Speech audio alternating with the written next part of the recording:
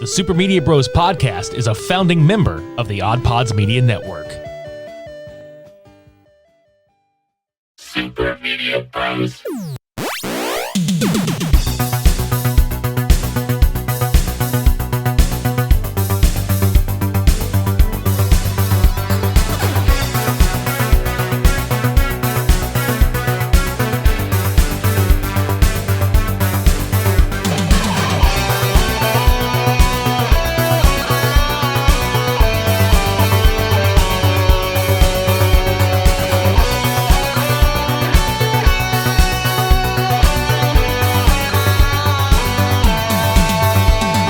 I bet you're all sitting out there wondering, why solo?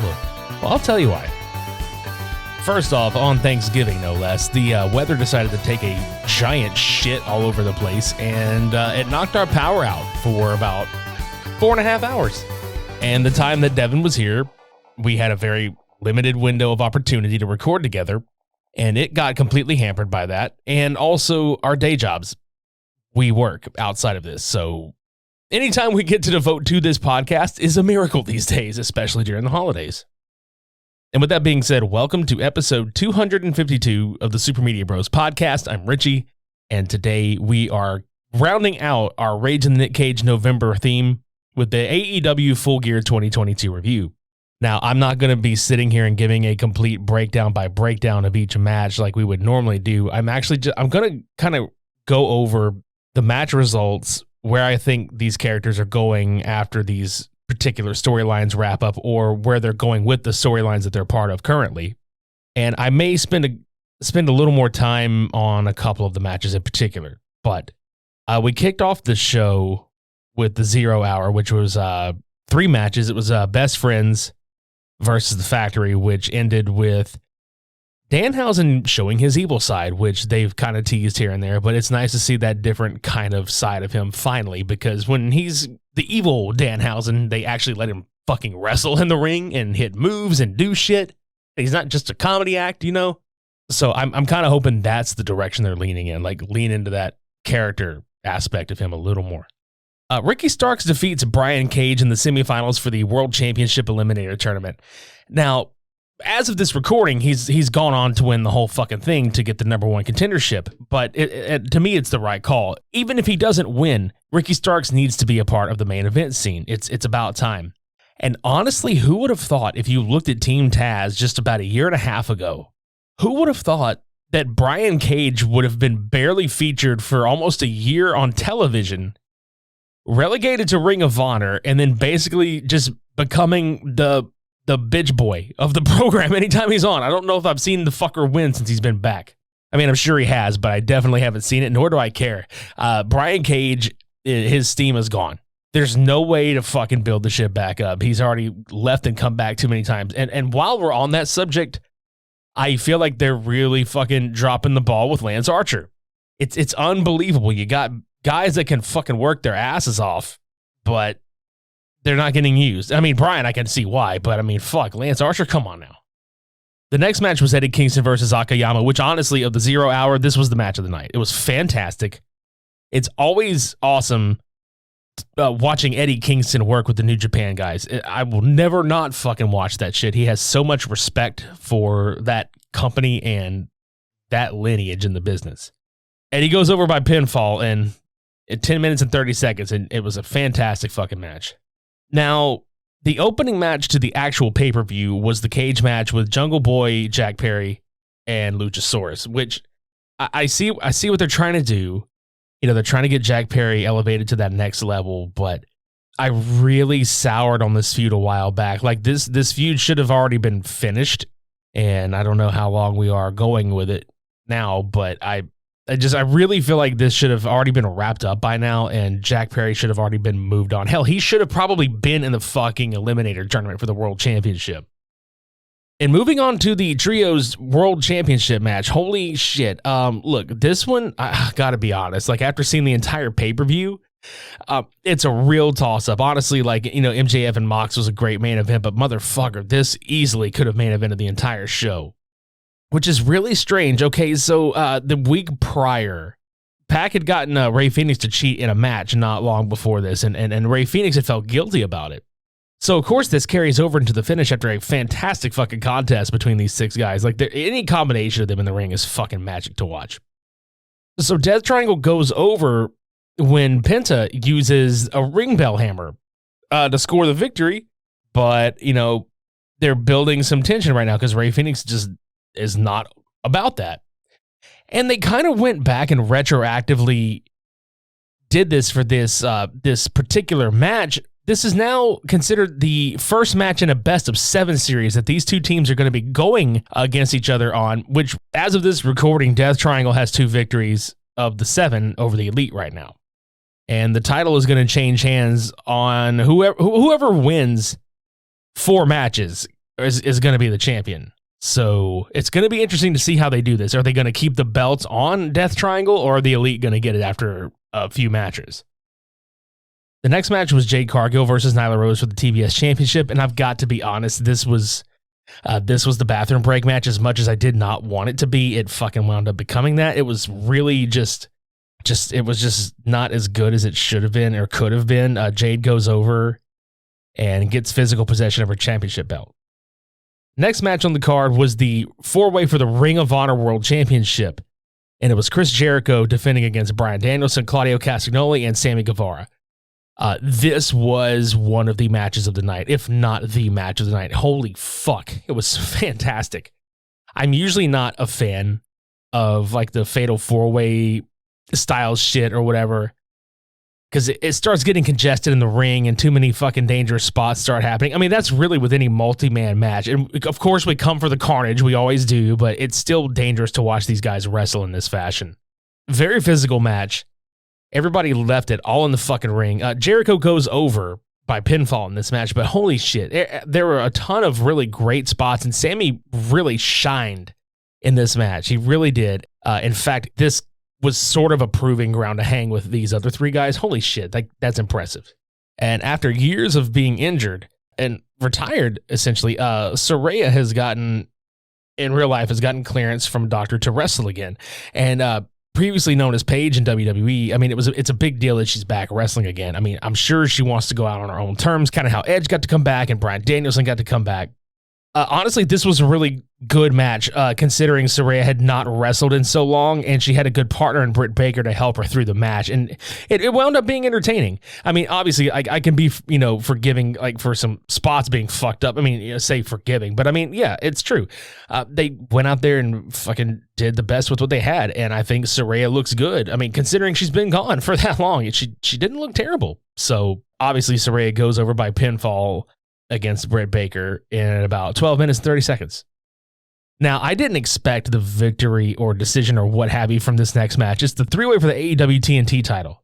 And it's Powerhouse Hobbs, Wardlow, and Samoa Joe. Samoa Joe is currently the Ring of Honor television champion. So you go into this match thinking, okay, he's already got a belt. It doesn't fucking matter. And you're sitting here thinking, okay, now Wardlow needs another, person to defend his title against. And, Powerhouse Hobbs is on this fucking push. And it's like, okay, let's fucking do this.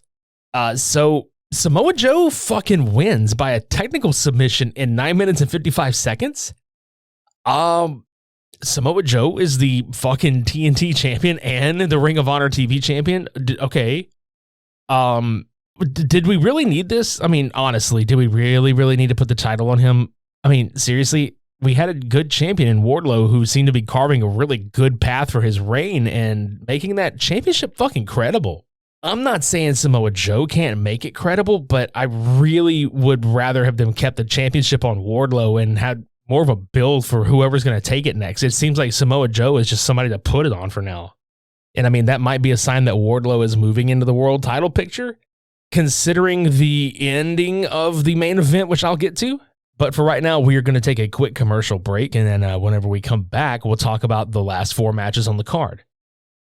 You're listening to the Super Media Bros podcast on the OddPods Media Network. Please, don't go anywhere. Just chill out for a minute. It's never too early to play holiday music, and it's never too early to start thinking about gifts.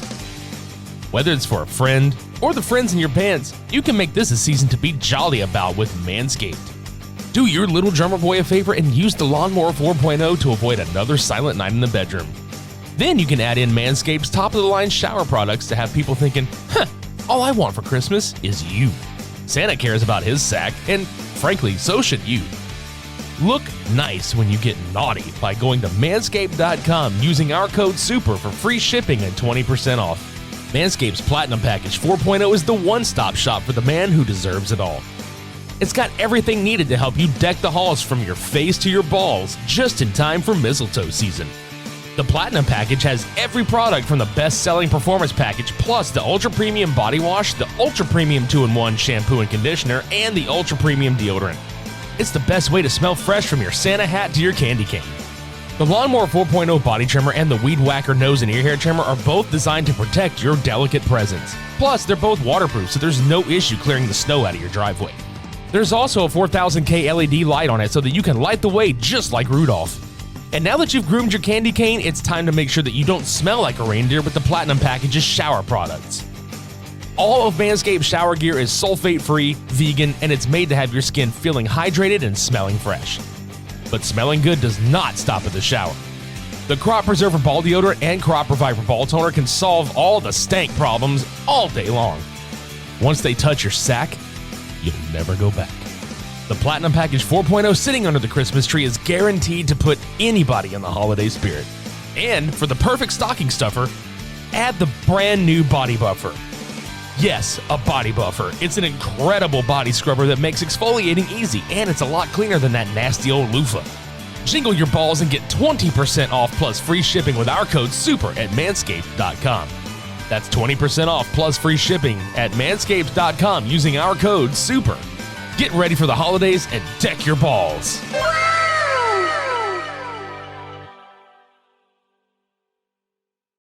Hey, there's no better way to spread holiday cheer than by upgrading your style for all to hear. If you're not familiar with Vincero yet, they make exceptionally crafted and stylish watches at affordable prices. Other premium handcrafted watches just don't fit the everyday person's budget. You can finally own a high quality and lasting timepiece without going broke. So if you're looking for the perfect holiday gift to help elevate your style or someone you love, save 20% off plus free shipping site-wide with our exclusive link, www.vincerocollective.com/super. That's VINCEROcollective.com/super. Now you may be asking yourself, who are Vincero? Well, Vincero Collective is a premium lifestyle brand based out of San Diego that also makes high quality and affordable sunglasses, jewelry, and much more. Trust us when we say the sunglasses are definitely out of this world. Shades on is not just a catchphrase for us. Vincero's goal is to help the everyday person accessorize their outfits with premium products at a price that makes total sense. Everything is designed in-house, sourced from their own materials, and they produce it in small batches. They're committed to doing things well, or just not at all. For all the boss men and women out there, the watches are a must. They can elevate your look with a twist of the wrist. Made with surgical-grade stainless steel, durable silicone, and Italian marble straps, these sleek modern watches come with reliable automatic and Japanese quartz movements. Again, their sunglasses? Amazing. They come polarized with handcrafted frames and so many styles to choose from. They're also changing the luggage game. They just launched their commuter bag, which is a fantastic bag. I actually have this and I will be using it for future travels. This is the ultimate travel bag specifically designed for somebody that likes to look good while traveling. And the product is made of 100% recycled nylon material, so it's very lightweight and you can support a sustainable cause. The thing I actually like the most is the pass-through strap. So you can actually sit it on top of your suitcase, hands-free. It's a traveling game changer. And if you're worried that somebody won't like this gift, it's not even a problem. Whether you need to return it or swap it, there is a 5-year guarantee and a 365-day free return policy that's got you covered. So whether it's a gift for yourself or somebody in your life, add Vincero to the top of your wish list. Get 20% off plus free shipping site-wide with our exclusive link, www.vincerocollective.com/super. Again, you can support our show and check these guys out at vincerocollective.com/super. Look good, feel good, and save big this holiday season with Vincero.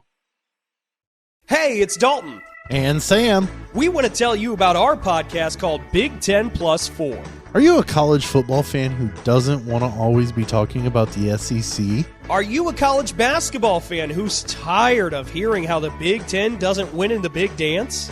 then we're the show for you. Check us out each week on the OddPods Media Network. We bring you college sports with a Big Ten flavor. Big Ten Plus 4. College sports with Midwest perspective. Blue collar and blue blood. So we're back. And if you want to know how the last hour and 15 minutes or so of this pay-per-view went, I'm about to tell you. Okay, so this match, which is a no disqualification tag match, it was Sting and Darby Allin against Jeff Jarrett and Jay Lethal. Now, I get it's like, okay, we got to put Sting and Darby Allin on the card. This is an attraction match, okay? It's like Jeff Jarrett and Jay Lethal and Sting and Darby. You got, great workers. All these guys are great workers. And this was actually a pretty fucking entertaining match. But the thing is, it's like, it felt like it was another match too many. I know we sit here and talk about this every time we review an AEW pay-per-view, how the pay-per-views just kind of run long. And we get they don't do pay-per-views as often as WWE does, so they're just kind of like throwing everything and the kitchen sink at you. But sometimes, I got to be honest, less is more sometimes. But this match was a good, fun popcorn match. I mean, honestly, you got four guys that can work the hell out of each other. You got history between Sting and Jeff Jarrett. You got history between Sting and Jay Lethal. Like, this is some TNA fucking shit. In fact, you can hear the crowd chanting TNA sucks in the background during this match. It's kind of fucking funny. But yeah, Sting and Darby Allin defeat Jarrett and Lethal by pinfall. Got to do that, especially after that fucking ending from the Samoa Joe match that happened. I mean, holy shit. This next match was the interim AEW Women's World Championship match, which, spoiler alert, the following Wednesday on Dynamite, they actually came out and said that Thunder Rosa had forfeited the title, which makes Jamie Hayter, who surprisingly won this fucking match and became the new interim AEW Women's World Champion. They took the interim off of that. So now she is officially the AEW Women's Champion, and Toni Storm's reign as champion is going to be recognized as an official reign, which I really hope this teaches them a lesson in a way. Like, God, like I know they're trying to be realistic with the sports aspect of it, but my God, people, whenever they get hurt or they're out or whatever with injuries and shit, and the interim thing comes into play, I get it, but at the same time, you don't know what could happen. Like, Thunder Rosa wound up being out way longer than she expected to be. So now, it feel like none of the shit, even though they retroactively fixed it, it still doesn't feel proper. And I hate that. I feel bad for Toni Storm because she fucking took that belt and fucking carried that division for a hot minute, and she did great. But Jamie Hayter absolutely deserves this as well. So I'm excited to see where they go and maybe tease like a Jamie Hayter and Britt Baker feud, because that would really be captivating at this time. And it's interesting to see where they'll go from there. They're putting the fucking rocket on Jamie Hayter, and they're gonna shoot her to the fucking moon, hopefully. In another fantastic tag team championship match, Swerve and Our Glory and the Acclaimed wrestled. This was the night we all kind of knew was coming, where Keith Lee leaves Swerve's stupid ass in the ring because Swerve kept trying to cheat and do all this other bullshit. And Keith was like, I'm not about that. And he fucking left him. And long story short, in 19 minutes and 40 seconds, the Acclaimed retained the tag team championships by pinfall. And the Acclaimed are fantastic. I'm not going to lie. If you would have told me a year ago that I would be legitimately marking out over these guys when they come to the ring because I'm down with their entire fucking act, and that they were going to be world champions and everybody was going to fucking love them and Billy Gunn was going to be with them and shit and being fucking relevant again, man, I'd have fucking been like, you're a lying piece of shit. But the Acclaimed have easily one of the most over acts in tag team wrestling. And honestly, this is going to go down like the New Age Outlaws did. This is going to go down like the Dudleys did. This is going to go down like fucking every great tag team in history. They've got it. They are dripping with that it factor, and it's amazing to see happening in real time. Now, hopefully we will get FTR in the tag title picture, for fuck's sake. I mean, goddamn. And now for the main event, we all knew the finish not the finish, but we all knew that MJF was going to win the world championship. It's time. It has been time for him.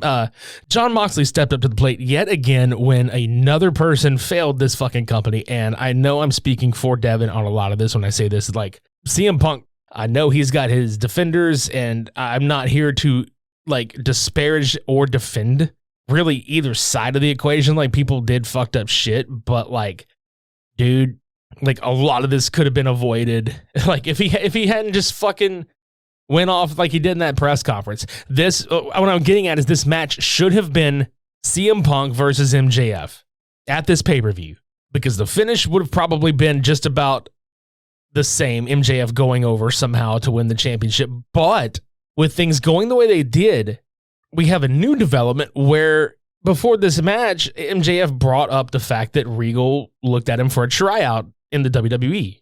And you have this whole fucking backstory. And MJF seems to be like a tweener right now. He's definitely still being heelish, but he's exerting some babyface shit. And he finally kind of leaned into the heel aspect of it when Regal came down, because he was like, oh, I'm not going to use my dynamite ring to win this. But then Regal comes down and throws him his signature brass knuckles. And MJF uses the power of the punch. He knocks out Moxley, and he wins the AEW World Championship in 23 minutes and 15 seconds. Now, I can't wait to see how they're going to do MJF's run. I really hope they keep the championship on it for a long time, and it seems like the company is leaning more into their homegrown talent. Even though Jericho and Moxley were much bigger names, they were with this company from essentially its inception. So to me, they qualify as AEW originals. It's very obvious that the CM Punk experiment failed completely. And the man has 2 championship reigns with, I believe, 1 defense.